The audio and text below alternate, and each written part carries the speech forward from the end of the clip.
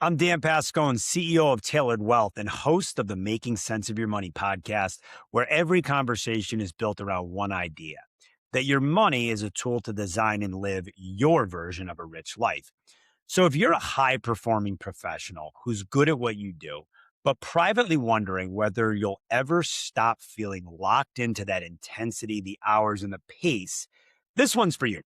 Not because you want to quit, but because you want the option. And that's the key here.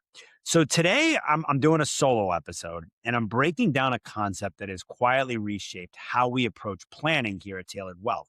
I call it hybrid retirement. And I've had other guests that have come on and shared a similar concept. But what we're talking about and what it actually takes to leave the corporate world on your terms, why the tax code flips in your favor the minute that you do, and why most high earners are probably closer to work optional than they think. They just don't have a plan that shows them that. So before we get into it, make sure you're subscribed on your favorite platform. And if the show is adding value for you, a quick review goes a long way, and I'd really appreciate it. Thanks and enjoy the episode. Brought to you by Tailored Wealth, helping business leaders live their version of a rich life. Welcome to another edition of the Making Sense of Your Money podcast, where we cut through the financial noise and help business leaders to make smart, confident money decisions. Okay, solo show today. It's just me, myself, and I. And I absolutely love having guests on the podcast, and that's the majority of our shows. I get so much value. I learn so much from the great people that we've been able to bring on the show, and I hope you all have as well. But I like to do a solo podcast from time to time, and it's usually based around a key concept, theme, question, or challenge that I'm seeing come up consistently in my conversations with clients, prospects, connections, centers of influence, et cetera. So I've got one today that I want to talk about. And this one is really interesting because it's come up so often in my conversations over the last couple of years, so much so that we've really reframed our entire business brand and sort of the services that we offer around it. And I'm also making some changes to the overall theme of our podcast based around it. So I'm excited to chat a little bit today about what this concept is and what it looks like in real life and how I'm going to be sourcing guests for the podcast moving forward around this concept. So let me start by talking a little bit about my purpose at Tailored Wealth, our purpose as a business. So I believe that every business needs to have a purpose for existing other than making money. A lot of people call it a mission statement. I call it a purpose. It comes from Simon Sinek's Start With Why. And ours here at Tailored Wealth is to help our clients to design and live their version of a rich life. And that idea of like, what does your rich life look like to you is a really profound question I found. And, when I ask it to people that we begin working with, it spawns a lot of different thoughts and concepts. And it's, what we try to do is help them to go through a real deep mental exercise to kind of think about that. But as I've asked that question more and more over the years, I've had this concept come up specifically with corporate level leaders, people that are in high earning, hard driving, intense corporate roles today. And they're successful people. They're usually earning a very strong living. And there's a theme that comes up often, and that is that they enjoy their work very much. There's a sense of identity that's attached to their work, and they like what they do. But the intensity of the job, the time commitments, and oftentimes the lack of flexibility is something that they want to find a way to transition away from at some point in time. And for some people, they say to me, I want to do it tomorrow if you can help me to, Dan. Or some people say, my plan is 5 to 10 years out, whatever the case may be. The timing is specific to each individual. But they also tell me, Dan, I don't want to go sit on a beach somewhere. I don't want to, retire completely away. I don't want to play golf every day as much as I love golf. And I love golf too, but I can never play golf every day. That's for sure. And so I started kind of wordsmithing this and coming up with different concepts. And I came up with the concept of hybrid retirement. And what hybrid retirement speaks to is the idea of leaving whatever has been your breadwinning career, your role, your position, and transitioning into something. A lot of times it's, some form of business ownership. And that can look a lot of different ways to different people. And I'll give some ideas and thoughts on that later. But it's transitioning out of the corporate world and doing something with a higher degree of flexibility and still having purpose, or maybe even attaining or achieving a higher level of purpose. Because the corporate role, in many cases, which I was a corporate leader for the first part of my career before I transitioned into running this business. So I have a general understanding and a real sense of gratitude for the work that those people do. But I also know that, a lot of times it comes at the expense of family life or travel obligations or passion projects and hobbies, etc. And so, my goal was I wanted to be out of the corporate world by the time I was coaching my son's sports teams. And I was able to do that. And now, as many of you know that have followed me, know that that's one of my greatest passions in life. And I spent a lot of time doing that. So, for individuals that are interested in this path of hybrid retirement, or a recent podcast guest that I had on, Brandon Fluharty, who I've started to do some work with, he calls it FINE. So you may have heard of the FIRE movement. FIRE movement is financial independence, retire early. Okay. And that's not necessarily the concept that we're talking about here, although it generally achieves what we're talking about. But the FIRE movement is all about earning as much as possible, saving as much as possible, living probably well below your means in your prime earning years so that you can retire as early as possible. I'm not necessarily suggesting that, and most of the folks that we work with, and probably most of this audience, aren't really interested in that concept because they don't want to live below their means while they're in their prime earning years. They want to enjoy their life along the way, which, more power to you. I completely agree with that concept. But the acronym that Brandon uses, which is FINE, is financial independence next endeavor. And that checks a bunch of boxes. And that's why we've started to build a lot of our brand and our financial planning infrastructure and outlines around this idea of helping you to exit the corporate role and figure out what that next endeavor is. Because that does a number of things. First and foremost, the type of work that's available for that next endeavor is way more available today than it ever has been, given the rise of remote work, the rise of fractional and consulting roles, the ability to monetize your knowledge and your experience in a way that doesn't require you to report up to a large corporation or a board or whatever the case may be. Basically, allowing you the opportunity to build a work schedule that you want to build. Okay. So that's kind of the concept behind this. Now, in my opinion, the idea of hybrid retirement, or FINE, requires two core components to it. First and foremost, which is the work that we do, is a solid financial plan. Okay. And I'm going to talk a little bit about the financial planning aspects of that later. But the financial plan needs to be in place so that you can feel confident that you don't need to adjust your lifestyle when leaving the corporate role.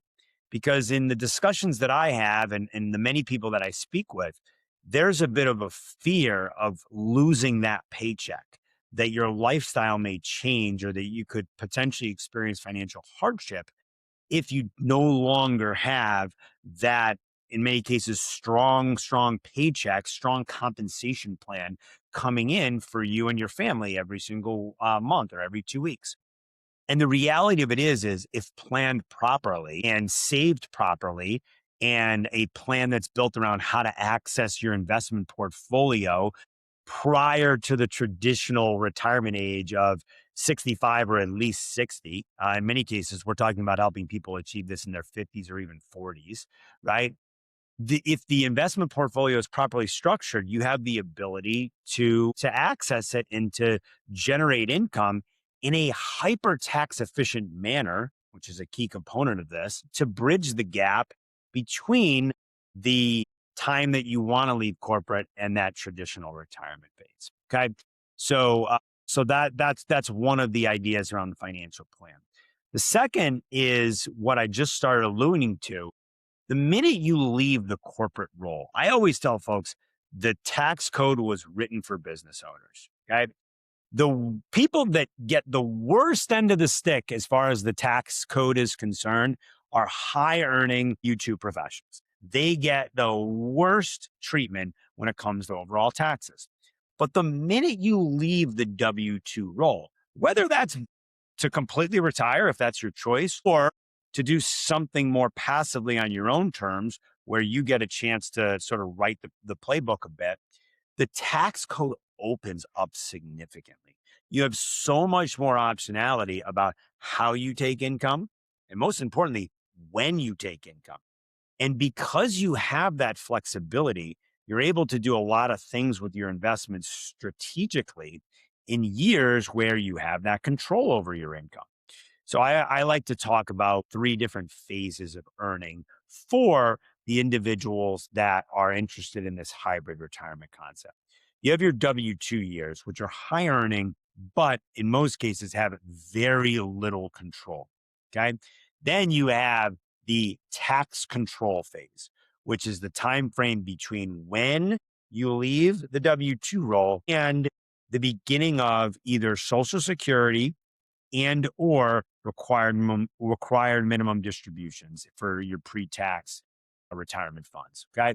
Because at that point in time, the IRS is effectively mandating income, right? Whether it be through Social Security, and you have the option to choose when you take that, or required minimum distributions on your pre-tax portfolio, which I'm recording this in June of 2026. The required minimum distribution age today is 73. That's been pushed back in recent years. So maybe it goes back even further in future years. We'll see.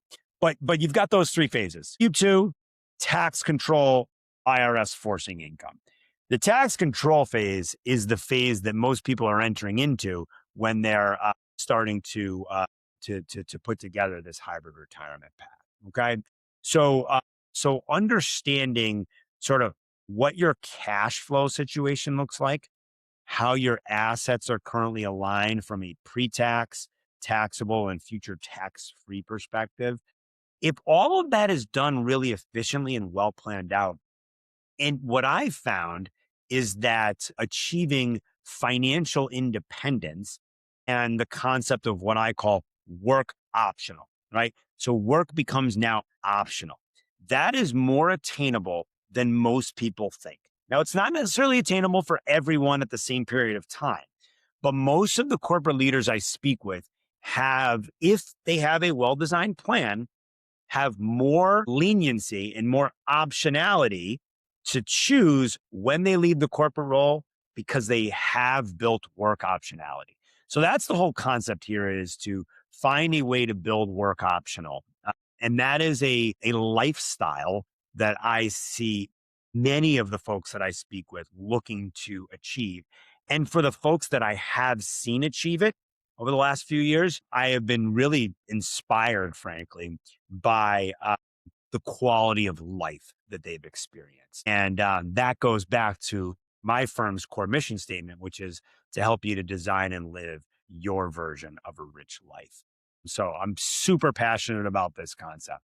So I talked a little bit about the financial planning component. The second component that needs to exist is the career planning component if you still want to work and you still want to earn income. Okay. And most of the folks that I speak with don't want to quit work altogether. They like the work that they do. They've built their careers and a big portion of their lives around it. And they want to continue to have a purpose day to day. They just want to be able to name the hours, name the terms, name who they work with, and decide the type of work that they do, which in most corporate roles, you just don't have the ability to usually make all of those decisions yourself because there's a lot of other stakeholders in place. So what I've started to do is bring on to the podcast more individuals that can help with that career aspect of it. right? And I'm going to give you some examples of what I've seen and, things that I've done research on myself. But I think everyone's path here is unique and different, but it requires you to do that fact finding, that data dumping, that sort of like looking within and asking tough questions of yourself around what do you want your schedule to look like? What do you want the types of people that you work with to look like? What do you want the work that you're actually doing? What are the things you really love to do? You may love your job, you may love your industry, you may love your career, but there's probably aspects of your job that you hate. How do you remove those from this next phase in your career, that next endeavor, if you will? So you're going to see more and more. We've had a bunch of them on recently, but you're going to see more and more guests that are experts in helping career high performing professionals to figure out the next phase of their career, which I've really enjoyed the discussion so far. We've got a few guests that are keyed up that I think will be great discussions as well. So stay tuned for that. And if anyone out there has professionals that they've worked with or that they've followed their content or whatever the case may be, feel free to send them over to me because I definitely want to bring more guests like that onto the show and hear how they're helping people to achieve this because I think it's such a noble endeavor. It's one that I'm really, really passionate about. And I want to continue to help both our client base at a more intimate level, but even our entire making sense of your money community and audience to think about ways that they can achieve this concept. Okay. So let's talk a little bit about, some examples of what I've seen people either plan for or actually transition into post their corporate life. The idea of consulting work, fractional work, or just doing what you're specialized to do for other people, for other firms, for other individuals, whatever the case may be. It could be coaching individuals, it could be coaching and advising companies. That is more readily available than ever. There's a lot of firms and organizations that have built services around helping people to find those relationships. So if you've got an expertise and people are seeking it, oftentimes you can get people to help you get connected with them, market yourself, and achieve some type of fractional work. And listen, that may not happen overnight. I spoke to a group of high performing sales professionals and sales leaders earlier this week. And one of the concepts that we talked about is, you may exit corporate and that business phase may be a little bit slower to start, and that's okay. If you've built your financial plan properly, and your financial team is helping you to bridge the gap between full corporate income to passive, self-driven income, you should have a plan that can be able to, stomach that and get through that time frame without impacting your lifestyle, which is the key. The idea here is not to scale your lifestyle back. The idea here is to continue to let you live your lifestyle and live more of it, right? Whether that's, spending more time with family, whether that's more travel, whether that's committing to nonprofit organizations that you're passionate about. I do a lot of nonprofit work, so that's one that strikes a chord with me. So anyways, back to the options. You've got the fractional consulting work, the idea of content creation, writing, publishing, whether it be thoughts and ideas, books. There's a lot of ways that you can monetize your thoughts, ideas, and content, whether it be video content or written content. I mean, it's certainly both of those are areas that I spend a lot of time in, and I see.